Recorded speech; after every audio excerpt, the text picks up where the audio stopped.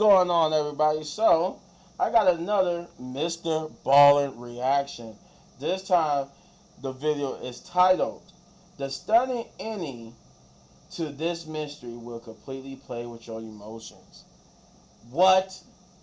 I don't need nothing playing with my emotions, Mr. Ballin, but we're going to check it out and see why it's going to play with our emotions. Want to say real quick, thank you to all the new subscribers from the previous video. Love you guys. And yeah, if you already haven't subscribed, subscribe. Let's get this thing kicking and rolling.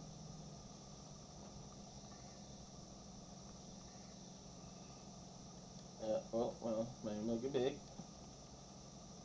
Today's story is about 4 teenage friends who decide to go camping in this big, beautiful forest in Finland that's right near this huge lake. And when they get there, you know, it's awesome. There's so many people there. The weather's perfect. They're having a great time. But that night, it turned into an absolute nightmare because someone or something paid those teens an unwanted visit. But before we get into that story, if you're a fan of the strange, dark, and mysterious delivered in story format, then you've come to the right place because that's all we do, and we upload once a week. So, if that's of interest to you, please offer to change the oil in the like button's car, but after draining it all out, go ahead and replace it with horse manure. Also, please subscribe to our channel and turn on all notifications so you don't miss any of our weekly uploads. Okay, let's get into today's story.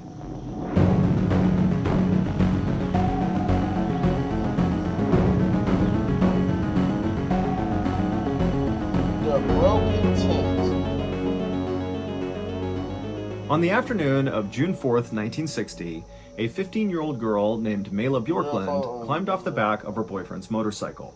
Her boyfriend was an 18-year-old named Nils Gustafsson, and this couple had just driven 18 miles from the city in southern Finland where they lived to get to this beautiful forest and lake where they, along with another couple, were going to go camping. The other couple, who was still a few minutes behind them, was Nils's best friend, Seppo, and his girlfriend, whose name was Anja. As Nils parked his motorcycle, Mela looked out over the lake, and she saw it was totally beautiful, the forest completely wrapped around the lake, and there were all these people out on the lake, boating and swimming and having a great time.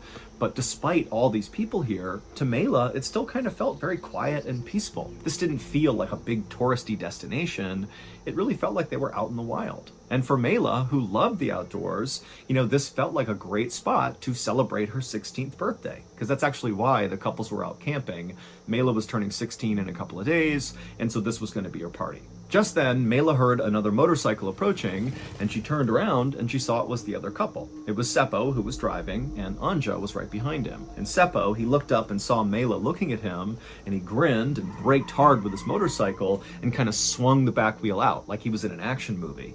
And Mela thought it was totally funny, and she started laughing, and that's when Nils turned around and he saw his girlfriend laughing heartily at Seppo. A moment later, all 4 friends were giving each other hugs and saying hello, and then after catching up, the friends walked over to this small shack that was right by the water. It was the snack kiosk. Their plan was to load up on supplies and then quickly make their way into the forest where they'd actually be camping and just relax, enjoy the night, and go to bed. But as the friends walked towards the snack kiosk, Seppo made a joke about how his motorcycle was way better than Nils's motorcycle, and laughed at this joke and thought it was really funny. But as she was laughing, she happened to look over at Nils, her own boyfriend, and she could tell, you know, he just looked upset, like he was scowling at her and also at Seppo, and immediately Mela felt really bad because she was thinking, you know, maybe Nils thinks I'm flirting with Seppo by laughing at all of his jokes. And so Mela really did not want Nils to think anything was going on with her and Seppo because there was nothing going on. But when Mela looked over at Nils again to kind of confirm that he really did look mad, he didn't look mad. He was smiling and laughing again. And so Mela told herself, you know, she must have just imagined that Nils was never upset. It was all in her head. So Mela reached over and grabbed Nils's hand, and the 2 couples walked the rest of the way over to the kiosk. The snack kiosk was really just this little shack right near the beach, and then behind the shack was a small house where the owners of the snack kiosk lived. And as soon as they got up to the kiosk, Mela noticed the woman who was manning the kiosk had her back to them and didn't seem remotely interested in turning around and helping them get what they needed. And so Mela was just like, okay, hey, excuse me, we just want to buy something. And the woman at this point, she whipped her head around and she looked at Mela really angrily and just said, "What do you want?" And Mela, who was totally taken aback by this, she kind of mumbled an apology, not really even sure if she did something wrong or not, and then she asked the woman if they could just get a couple of beers and sodas and they'd be on their way. And as this is happening, Seppo and Anja, who were right behind Mela, they were just giggling the whole time because this woman's behavior was so bizarre and so unexpected, they just couldn't help themselves. So as the teenagers are giggling, this woman is bending down and getting the sodas and beer, and she's huffing really angrily like this is such a huge inconvenience, and then she just slammed them up on the counter. As the woman was punching in the total into the cash register, Mela found herself looking over at the house behind the shack where this woman presumably lived, and Mela noticed there were all these empty beer bottles that lined the front railing of the house. And so Mela figured, maybe this was a clue as to why this woman was so hostile. Any household that produced that many empty beer cans likely was not a very happy place to live. And so finally, the woman in the kiosk gave the teenagers their total, at which point Nils stepped forward and he actually paid for the stuff instead of Mela. And then as Nils and Mela grabbed the things they bought and were about to turn and leave, the woman in the kiosk kind of cleared her voice and she asked them, hey, are you camping out by the lake? And to Mela, it seemed like this woman was suddenly being really nice, maybe as a way to kind of make up for how rude she was when they first walked over. And so Mela put on a smile and told this woman that, we're staying out by the lake. We're really excited about it. Thanks for asking. But the woman did not seem happy to hear this. Instead, the woman kind of scowled and then told them that they better set their tent as far away from here as possible. None of the teenagers had any idea how to respond to this. So they just kind of stood there, and there was this really intense, awkward silence for a moment. And then the kiosk lady just began literally shooing the teenagers away, telling them to go, get out of here. And so finally the teenagers did turn around and started walking. But after walking pretty far away from the kiosk, they heard the kiosk woman yell out at them one more time. She basically yelled at them that her and her family had already had lots of trouble with wild teenagers in the past camping out around this lake. And so now she and her husband were totally sick of it. And so after the kiosk lady yelled out this final comment, Seppo and Nils and Anja, they just started laughing because it just seemed so absurd how disrespectful and awful this woman was being, to the point where it was comical.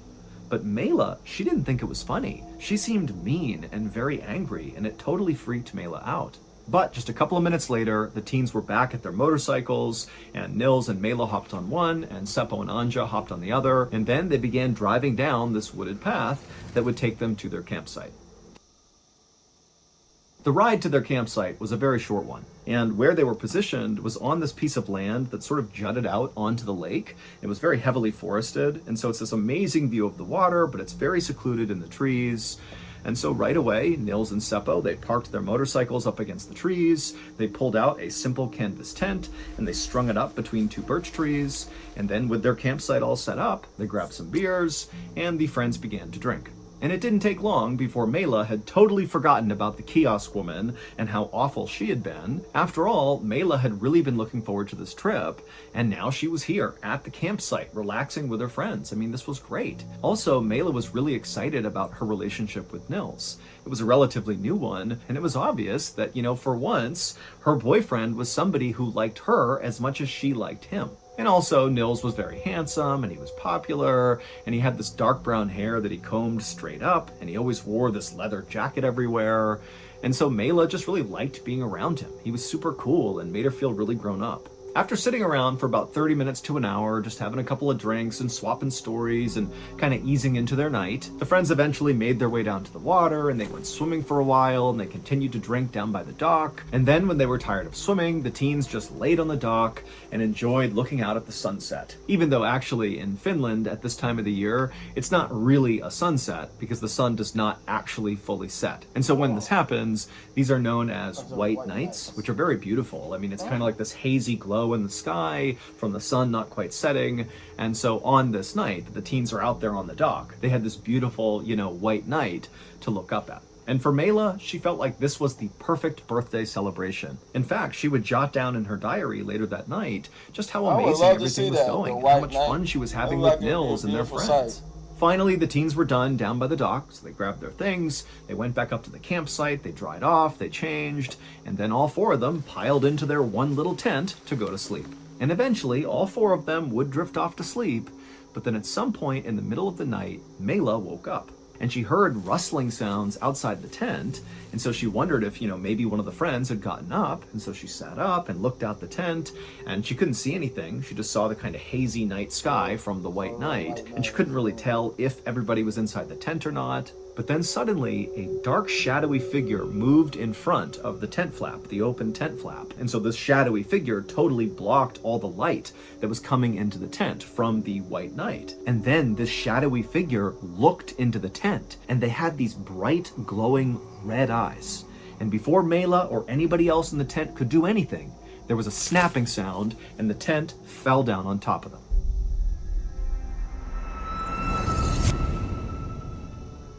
Thank you to BetterHelp for sponsoring today's video. When I spiraled into a terrible depression in 2018, amazingly, I actually didn't know it. I thought it was totally normal.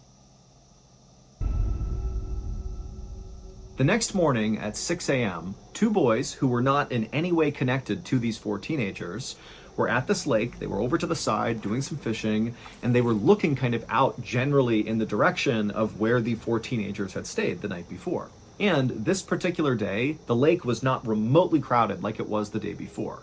Basically, it was a ghost town. And suddenly they saw emerge from the forest, basically where the teens had camped, was this young man with blonde hair who was just running away from where that campsite was.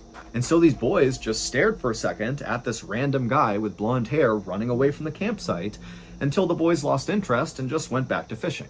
As the morning wore on, more and more people came to the lake, but nobody made their way out to the campsite where the teenagers had been the night before. That is, until a father and his two sons decided to head out that way to go to that dock to go swimming. And so this father and his sons began walking on the same wooded trail that Nils and Seppo had driven their motorcycles on to get out to that camping site. And he eventually makes it to the clearing in the forest where this campsite was. And right away, he spots what looks like a crumpled heap of canvas kind of sitting between two trees. And he couldn't really tell what it was. And so the father walked a little bit closer to investigate. And eventually he realized what they were actually walking up on, at which point he threw up a hand to stop his sons from going any closer, and he turned around and he told his kids, "We have to leave right now." And so the father and his sons, they run back up that trail, they find a phone, and they call the police. When the police arrived at the lake just before noon, they would walk out to that campsite and they would see that crumpled heap of canvas, and then also in and around that crumpled heap were the four bodies of the four teenagers who had stayed there the night before. Anja and Seppo had not even made it out of the tent. They had been beaten and stabbed to death basically through the canvas fabric. Mela did manage to get out of the tent, however, she did not escape. She was kind of laying on top of the tent, and she had broken bones, and it would turn out she was stabbed a total of 15 times, and some of those stabs came when she was alive, and some came when she was dead. And then laying next to her was the body of her boyfriend Nils, and he was basically unrecognizable. His head had been beaten to a pulp. As officers descended on the scene and began rifling through the teenagers' backpacks and different belongings, one officer knelt down near all the victims to look more closely at each of their injuries. And as they were looking at each of the victims, they suddenly heard this gasping sound. It was very faint, but they could definitely hear it. And to their shock, Nils, so Mela's boyfriend, he suddenly opened his eyes and he looked up at this officer. He was still alive. And this officer who's seeing this, who was totally convinced Nils was dead, as everybody else was at first unsure what to even do, but then a second later, the officer stood up and began screaming for a medic.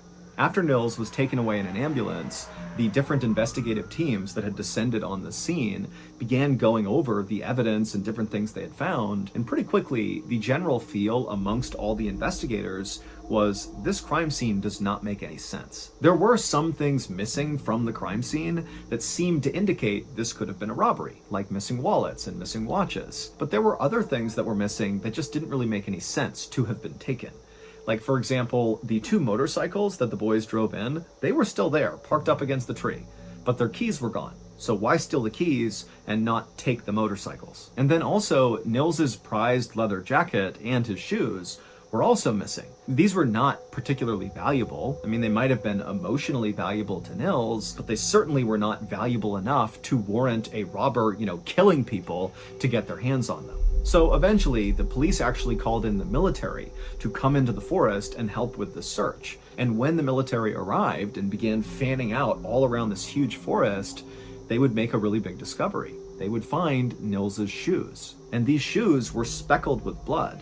And it was clear from the bloody tracks nearby that the killer must have, at some point, put these shoes on at the campsite and then walked away while still wearing them, and then ultimately, ditched them 500 meters away underneath that pile of leaves. In the days after the murders, the police chased down dozens of leads all over Finland, but none of them amounted to anything. Nils would actually survive the attack, but his face was so badly damaged with so many broken bones in his head that it took a really long time before he could even speak. But when he finally could, and the police were able to interview him, it became immediately clear that Nils did not have a good memory of the attack. And in fact, the day of the attack, basically the whole day, he didn't really remember it. However, Nils would remember one thing.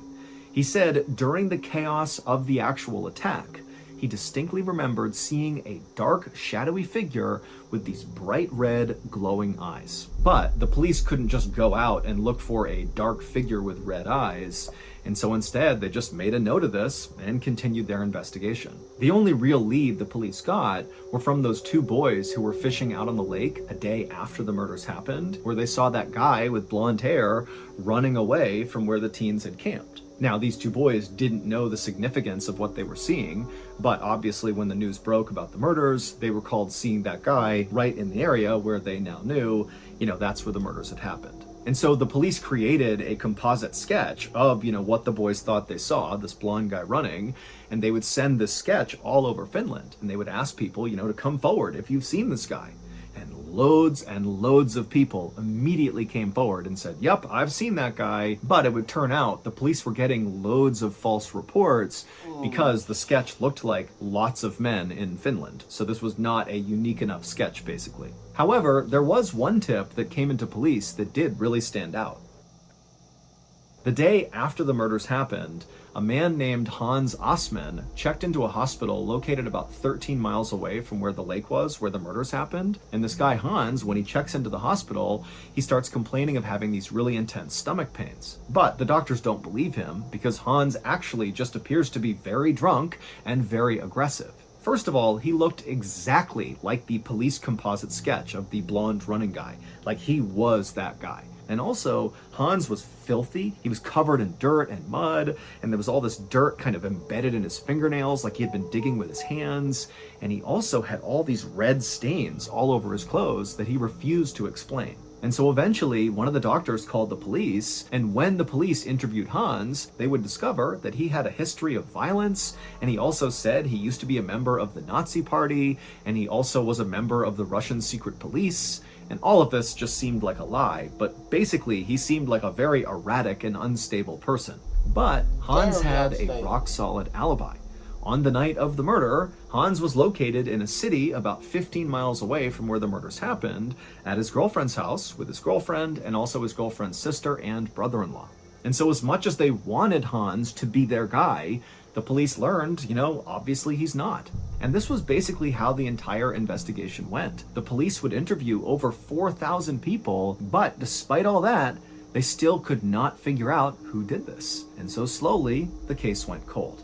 And that was it for 44 years. Lots of theories, but not one suspect. But then, in 2004, prosecutors made a stunning announcement. They said the killer was Nils Gustafsson, the 18-year-old boyfriend of Mela, who was the only one who survived the attack. And the prosecutors pointed to two pieces of evidence to support this theory. The first piece of evidence was there was this woman who was staying out at the lake on the night of the murders, not far from the teenagers' campsite, who remembered overhearing two men really aggressively fighting before the murders ultimately happened. Prosecutors hypothesized that what that woman overheard was Nils and Seppo fighting with each other. That Nils was mad at Seppo about something to do with Nils's girlfriend, Mela. Perhaps he really was upset that it seemed like Mela was flirting with Seppo, and so Nils felt betrayed. But, something was happening there where these two young men were fighting over a girl. In the prosecutor's eyes, this would also explain why Mela had been stabbed so many times. That basically Nils must have been so furious about whatever was happening between Mela and Seppo, and then, his rage took over and he really took it out on his girlfriend. The second piece of evidence the prosecutors Christ. used to support this idea that Nils was the killer were Nils's shoes, which were found under those leaves about 500 meters away from their campsite. The prosecutors said there was blood on the shoes, but not in the shoes. And none of the blood that were on these shoes belonged to Nils. And so prosecutors say that shows Nils murdered his friends while wearing his shoes and then, ran away from the campsite and ditched those shoes to hide them, underneath those leaves. And then he came back to the campsite and inflicted those horrible injuries on himself to make it seem like he also had been attacked. So in the end, Nils, 44 years after the fact, got arrested for these murders. And at the time he was arrested, Nils was 62 years old, he was working as a bus driver, and he was married with kids. But at Nils's trial, he absolutely maintained his innocence and did not waver from his story one bit. He basically said, look, I can't remember all the details of that day. I don't remember the attack very well. I don't really know what we did leading up to it, what happened after it. But what I do remember is I saw a dark, shadowy figure with glowing red eyes. That's all I remember. And the jury completely believed him, and he was easily acquitted, and in the end, Finland would even give him a huge monetary settlement for his mental suffering. Today, people tell lots of stories about these murders. I mean, the lake itself where this happened, Lake Bodom, is now completely famous for these murders. People go there just to be in the same place where these teens were killed.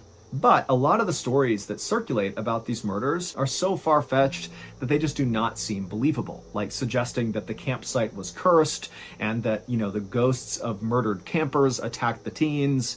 It just does not seem like a viable theory. Other stories that circulate are really intriguing, but they don't really get you anywhere. Like periodically there's this photo that will circulate on the internet, and it's a picture of the crowd at one of the teens' funerals, and in the middle of this crowd is this guy whose face looks identical to that composite sketch of the running blonde man. And in fact, people have come out and said he looks exactly like that guy Hans Osman, who had shown up in the hospital, the day after the murders with the dirt and what looked like blood all over him, but he had that alibi.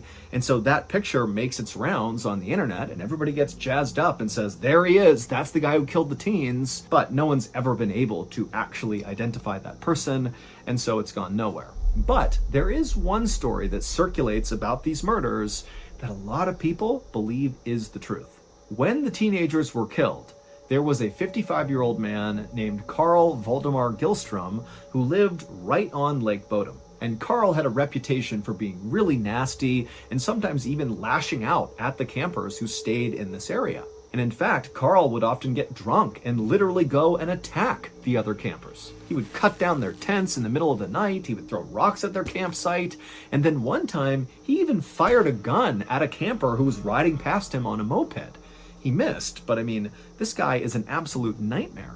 And so after the murders happened, locals who knew about Carl immediately went to police, and they were like, that's the guy who very likely did this. This is totally something he would do. But when police went and tried to speak to Carl, they wound up speaking to Carl's wife, who was the kiosk woman, the woman who was so nasty to the teens when they first arrived and basically told them to get away. Yeah, so the police talked to her, and she would tell police that Carl was with her and her kids when the murders happened. And so the police believed her and never really considered Carl a serious suspect. But in the Lake Bodom area, when people heard he was not being looked at closely, people felt like this was a huge mistake.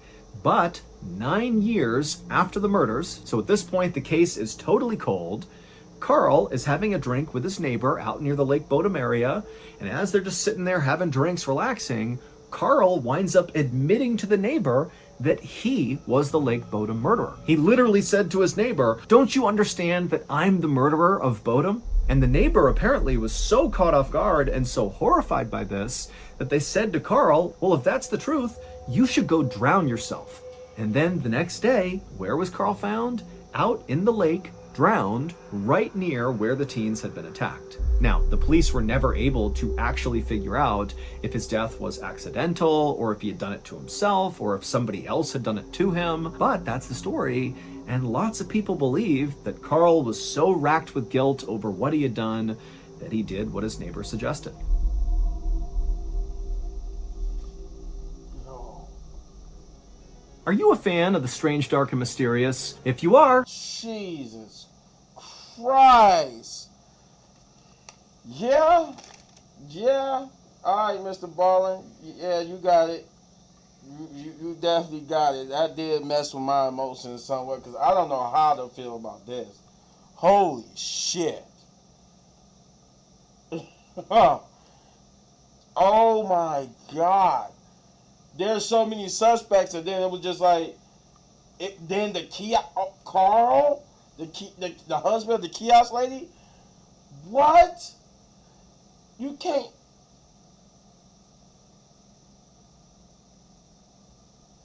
I don't know, but it seemed like it was Carl.